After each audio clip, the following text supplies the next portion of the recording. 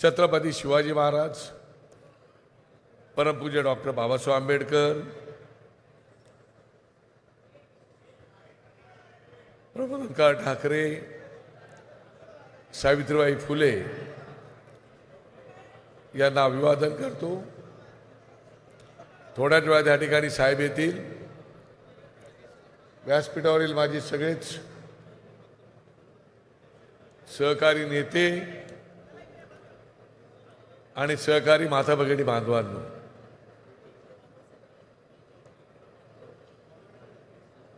आज 18 वर्ष आपल्याला पूर्ण झालेली आहेत आणि यातली बरीच लोक या 18 वर्षाच्या प्रवासाचे साक्षीदार आहेत।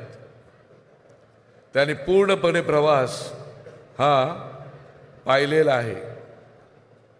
त्यांना कल्पना आहे की हा प्रवास आपण किती खडतर केलेला आहे, चढ उताराने भरलेला केलेला आहे, यश अपयशाने असलेला प्रवास आपण पाहिलेला आहे। आज या देवभूमीमध्ये आपल्या सगळ्यांचं स्वागत करताना मला मनापासून आनंद वाटतोय। या देवभूमीमध्ये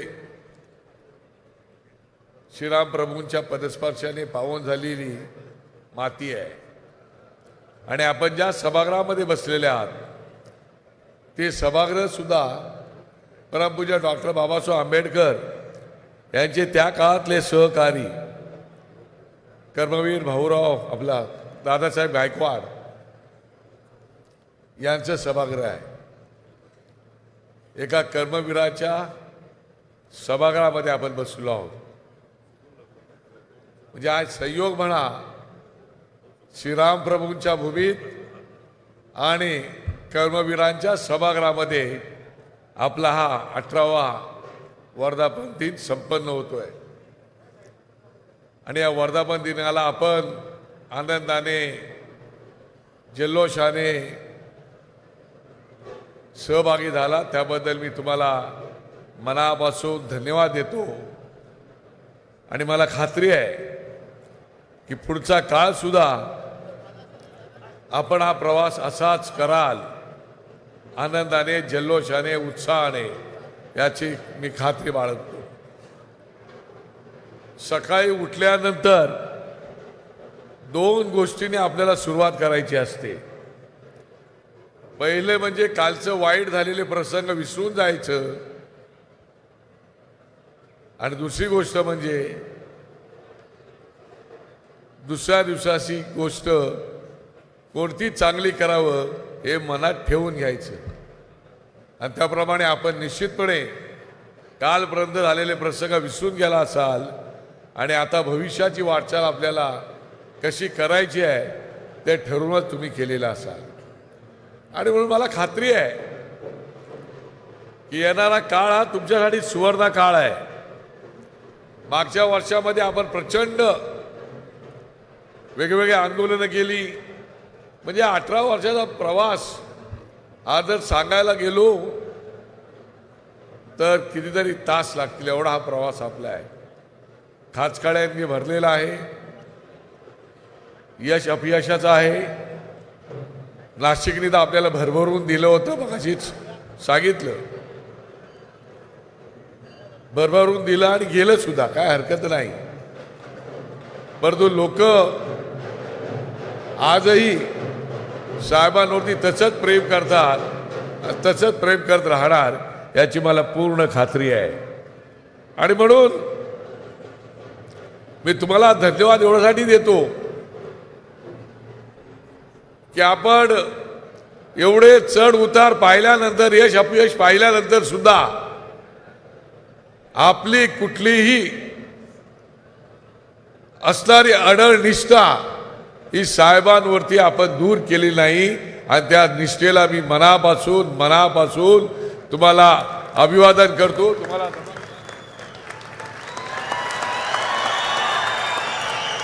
कारण ही तुमच्या निष्ठेवरती लढाई लढायची आहे। या लढाईमध्ये तुमच्यासारखे शिलेदार जोपर्यंत सोबत आहेत तोपर्यंत आम्हाला कोणाची चिंता नाही। आम्हाला परवा नाही. मला पूर्ण खात्री आहे की आपण जर ठरवलं तर काय करू शकता. आणि मी साहेबांना खूप जवळून ओळखतो. गेले कित्येक वर्ष मी ह्यांच्यासोबत आहे, त्यांच्यासोबतही होतो, त्यांनाही ओळखतो आणि ह्यांनाही ओळखतो. तो फरक काय मी सांगत बसत नाही. परंतु मी डंके के चोट पे मैं कहता हूं की राज साहेबांची आपल्या महाराष्ट्र सैनिकाप्रती असणारं मन हे एवढं हळवं आहे की तुम्ही कल्पना करू शकत नाही. एवढं हळवं मन असणारा नेता आहे, एवढा मन हळवं असणारा नेते. आणि म्हणून या संपूर्ण प्रवासामध्ये जर तुम्ही पाहिलं तर आपल्याला खूप काही सहन करावं लागलं. आपण खूप आंदोलनं केली, खूप केसेस घेतल्या, जेल भोगली, पोलिसांचा मार खाल्ला. अजूनही आपण कोर्ट केसेसला चक्रांवर चक्रा मारतो आहोत. परंतु चिंता करण्याचं कारण नाही. त्याला मी एवढं सांगू इच्छितो, कौरव आणि पांडवांचं युद्ध झालं, तुम्हाला कल्पना आहे सगळ्यांना. कौरवांकडे प्रचंड साधन संपत्ती होती, समृद्धी होती, सगळं होतं. पांडवांकडे फक्त एक कृष्ण होता. तुम्ही भाग्यवान आहात की तुमचा कृष्ण कुंजचा कृष्ण आता शिवतीर्थावरती आहे. म्हणजे कृष्ण पण आहे आणि शिवाजी महाराज पण आहे. आपण भाग्यवान लोक आहोत की आपल्यासोबत एवढं मोठं नेतृत्व आहे. आपल्याकडे हुकमी एक्का आहे. आपण जर ठरवलं तर काहीतरी वेगळं घडवू शकतो आणि ती ताकद आपल्या नेत्यामध्ये आहे. फक्त तुमची हवी साथ आणि ती सुद्धा प्रामाणिकपणाची. मागच्या वर्षामध्ये आपण खूप घेतला. अमित ठाकरे साहेबांचे चिरंजीव, भारतीय विद्यार्थी सेनेचे अध्यक्ष. मध्यंतरी त्यांनी मुंबईला रवींद्र नाट्य मंदिरमध्ये एक रीडबाज नावाचा कार्यक्रम घेतला. केवढा जोरात कार्यक्रम झाला. महाराष्ट्रातून सगळेच तरुणी त्या रीडबाज या कार्यक्रमाला आले. प्रचंड मोठा कार्यक्रम झाला. त्याच्यानंतर आपण कोकणातल्या रस्त्यांसाठी त्यांच्या नेतृत्वाखाली आपण पदयात्रा काढली. केवढी मोठी पदयात्रा झाली. आणि आज कोकणचा रस्ता जवळजवळ चांगला होताना दिसतो. हे तुमचं यश आहे. तुम्ही मिळवलेलं यश आहे. तुम्ही मिळवलेलं यश आहे. त्याच्यानंतर तुम्हाला कल्पना आहे की आत्ता काल परवाकडे पुण्यातल्या लोकांनी किती मेहनत करून या ठिकाणी पुण्य विद्यापीठावरती मोर्चा काढला. केवढा मोठा मोर्चा निघाला. तिकडे सगळे वर्तमानपत्रवाले बोलत होते की पुण्याच्या इतिहासामध्ये एवढा मोठा मोर्चा कधी झालेला नव्हता. एवढा मोठा मोर्चा निघाला, तो सुद्धा त्यांच्या नेतृत्वाखाली निघाला. आणि याच्या आपल्या सगळ्यांनीच या गोष्टीचं टाळ्या वाजून स्वागत करायला पाहिजे की हळूहळू आपला प्रवास चाललेला आहे. आणि गेल्या वर्षामध्ये तुम्ही पाहिलं की आपण भोंग्याचं आंदोलन केलं. भोंग्याच्या आंदोलनाच्या वेळेला आपल्याला किती त्रास झाला. आंदोलन यशस्वी झालं. लोकांना त्रास सहन करावा लागला. आपला भोंग्याचा आवाज उत्तर प्रदेशपर्यंत पोहोचला, पण इकडच्या सरकारच्या कानापर्यंत अजून पोहोचलेला नाही. हे दुर्दैव आहे. हे दुर्दैव आहे. पण काहीच करू शकत नाही त्याला. मी त्या काळामध्ये मला माहिती आहे की कित्येक लोक आपलं घरदार सोडून कुठे कुठे जात होती आणि येऊन ते आंदोलन करत होती. हनुमान चालिसा लावत होती. किती लोकांनी त्या कित्येक लोकांवरती केसेस झाल्या. अजूनही ते केसेस चालू आहेत. अजूनही लोक आपापल्या परीने प्रयत्न करत आहेत. त्या काळामध्ये मला आठवतं या नाशिकचे आपले सलीम मामा शेख यांना किती त्रास झाला तो. त्यांच्या कुटुंबाला किती त्रास झाला तो. पण त्यांनी तो कुटुंबाचा त्रास असताना सुद्धा राजसाहेबांवरती असणारी निष्ठा तसुबरही ढळू दिली नाही. आजही सलीम मामा कुठे आहेत? इकडेच आहेत. त्या सलीम मामाची निष्ठा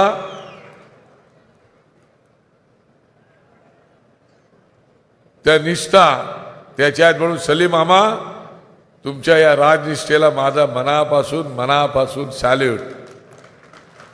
आणि म्हणूनच या तुमच्या सगळ्यांच्या बळावरती आपण हा प्रवास करतो आहोत. आणि मला खात्री आहे की हा प्रवास काही इथं थांबणारा नाही. हा प्रवास असंच पुढे पुढे जात राहणार आहे. हा तो प्रवास तुम्ही आता तर आपला सुवर्ण काळ आहे. येणारा काळ तुमचा आमचा सुवर्ण काळ असणार आहे. त्याबद्दल माझ्या मनामध्ये कोणतीही शंका नाही. जोपर्यंत तुमच्यासारखे कार्यकर्ते आमच्या हातात आहेत, सोबत आहेत, तोपर्यंत चिंता करण्याचं कारण नाही. चालू राजकारणावरती मी बोलणार नाही, ते साहेबच त्याच्यावरती भाष्य करतील. पण गेल्या 5 वर्षामध्ये तुम्ही महाराष्ट्राचं राजकारण पाहिलंय, किती गढूळ झाले ते पाहिलेत. लोकांचे चेहरे तुम्हाला दिसलेत. दिखाने के चेहरे कुछ और है, खाने के और दिखाने के दांत कुछ और है. तुम्ही पाहिलं ते. आणि त्यामुळे आता लोकांना वाटतंय की राज साहेबांशिवाय दुसरा कोण माणूस त्यांच्या पुढे दिसत नाही. आणि म्हणून मला पूर्ण खात्री आहे की आपण जर ठरवलं तर आपण बऱ्याच काही गोष्टी या ठिकाणी करू शकतो. ज्याप्रमाणे दुष्काळाच्या काळामध्ये सुद्धा आपल्या लोकांनी प्रचंड ठिकाणी पाणी पोहोचवण्याचं काम केलं. आमचा मनोज चव्हाण तर पाण्याचंच काम सतत करत असतो. खरं म्हणजे स्वतःच्या खिशाला चाट देऊन किंवा आलेल्या पैशातून खर्च करून लोकांमध्ये घेऊन जाणं हे सुद्धा नशीब लागतं किंवा दानत देण्याची ताकद लागते, ती त्यांच्याकडे आहे. आणि म्हणूनच आपण खूप देण्याचा प्रयत्न केला. इतरांनी काय केलं? आपले कोणी नगरसेवक पळवून नेले, आपल्यावर कोणी टीका केली. संपलेला पक्ष आहे, काय परिस्थिती आहे त्यांची, आपल्यावर टीका करणाऱ्यांची तुम्ही बघतात. त्याच्यामुळे मला अशी पूर्ण खात्री आहे की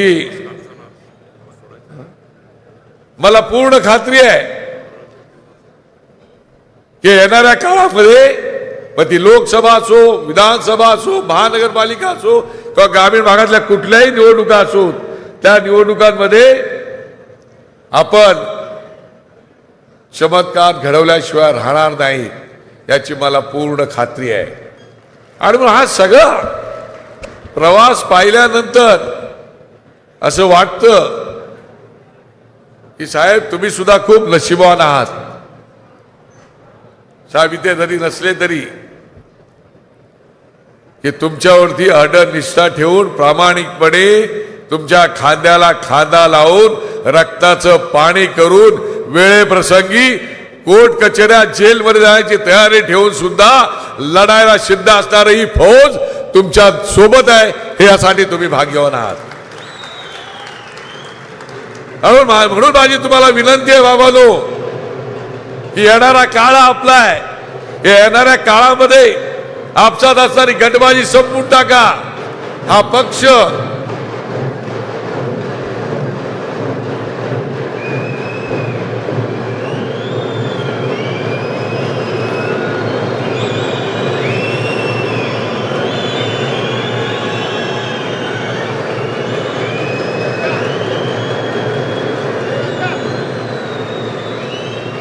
साहेब आले का?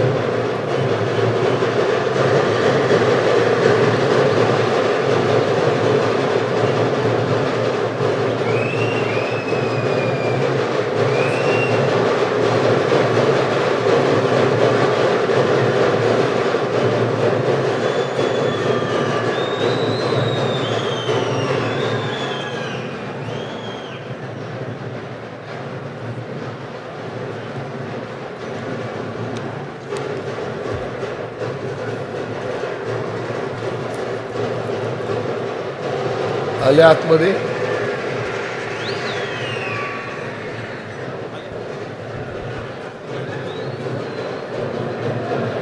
आणि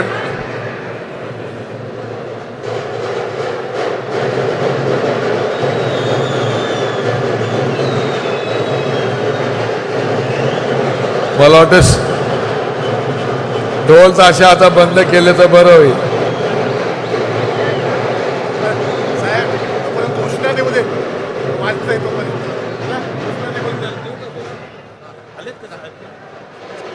मला वाटतं ढोल ताशा बंद केला तर बरं होईल. साहेबांचं आगमन झालेलं आहे. थोड्याच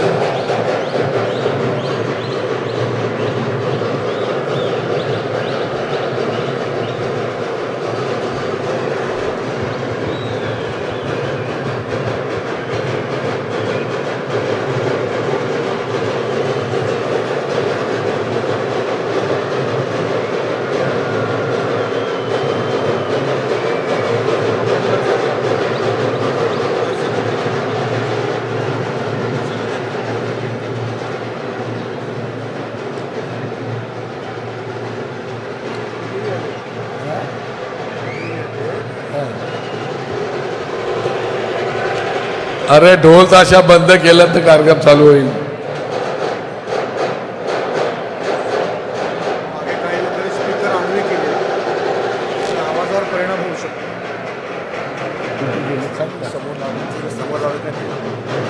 सभागृहातील काही उत्साही महाराष्ट्र सैनिकांनी लावलेले स्पीकर आडवे केले आहेत. कृपा करून ते पुन्हा उभे करून ठेवा. आवाजावर परिणाम होऊ शकतो. साहेबांचं भाषण मागे नीट ऐकू येणार नाही. कृपया स्पीकर होते त्या जागी तसेच ठेवा. आणि म्हणून मला तुम्हाला सगळ्यांना विनंती करायचं, बाबांनो, राज ठाकरे साहेबांनी हा काढलेला पक्ष हा खूप अपमानातून काढलेला पक्ष आहे. त्यांना काय त्रास झालाय तो मला माहिती आहे, तुम्हालाही काही लोकांना माहीत असेल. त्यातून काढलेला पक्ष आहे. हेटाळणी झाल्यानंतर काढलेला पक्ष आहे. हा तुमच्या आमच्यासाठी, महाराष्ट्रासाठी भलं करण्यासाठी काढलेला पक्ष आहे. आणि म्हणून आपसामध्ये आता गटबाजी वगैरे सगळं बाजूला ठेवून द्या. आपण सगळ्यांनी एकत्र यायला पाहिजेत, एकत्र लढलो पाहिजेत. अपयश पाहिलं, अपयश हा चिंतेचा विषय नाही तर तो चिंतनाचा विषय असतो. काय झालं हा?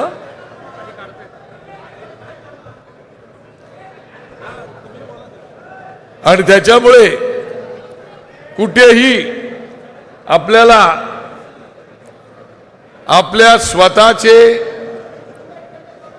शोक पूर्ण करण्यासाठी हा काढलेला पक्ष नाही, हे जाणून घ्यायला पाहिजे.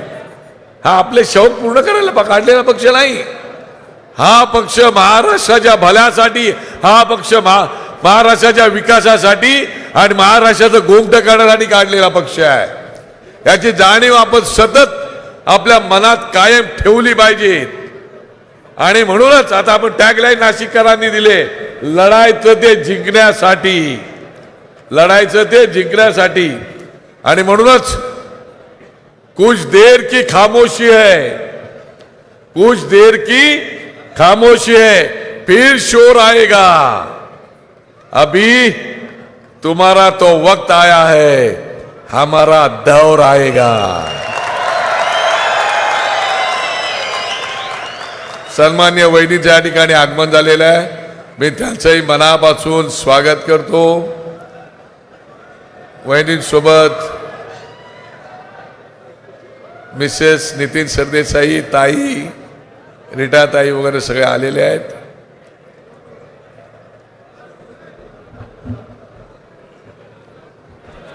मी आजच्या प्रसंगी नाशिककरांचे मनापासून अभिनंदन करतो.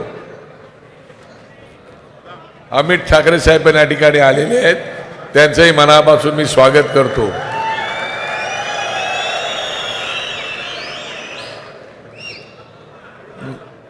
कारण मी 3 दिवस नाशिकमध्ये आहे. 3 दिवस नाशिक मधला उत्साह पाहिल्यानंतर पहिलं स्वागत जे झालं ते पाहिल्यानंतर मी त्या सगळ्या कार्यकर्त्यांना म्हणालो की ज्यावेळेला पक्ष काढायचा होता त्यावेळेला साहेब आणि मी ज्यावेळेला मुंबईत बाहेर निघालो त्यावेळेला आमचं शहापूरला झालेलं स्वागत पाहिलं.